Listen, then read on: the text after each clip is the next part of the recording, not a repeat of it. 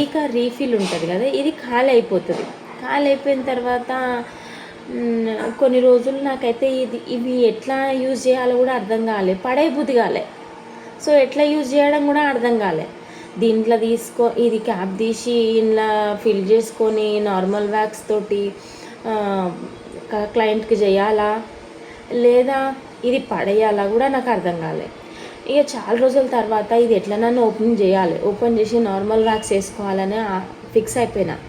తీద్దామని ఆలోచిస్తే అసలు వెళ్తలే ఈ మూత. అయితే ఏం చేసిన అంటే ఇంట్లోనే వ్యాక్స్ హీటర్ తోటి ఇంట్లోనే పెట్టేసి ఒక 20 minutes హీట్ చేసిన అనమాట. క్యాప్ వెళ్ళింది.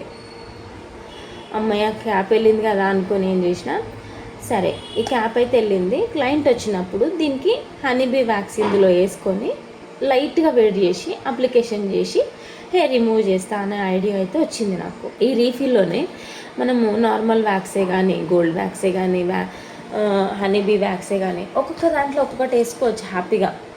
ఒక దాంట్లో చాక్లెట్ వ్యాక్స్ వేసుకోవచ్చు, ఒక దాంట్లోనేమో గోల్డ్ వ్యాక్స్ వేసుకోవచ్చు.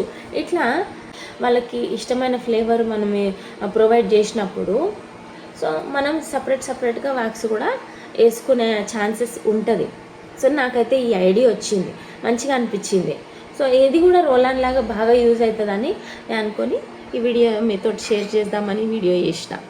ఎట్లా అనిపించింది ఈ వీడియో కామెంట్ రూపంలో కామెంట్ చేయండి. ఇంకోటి ఈ వీడియో నచ్చితే కనుక ఫాలో చేయండి. Thank you.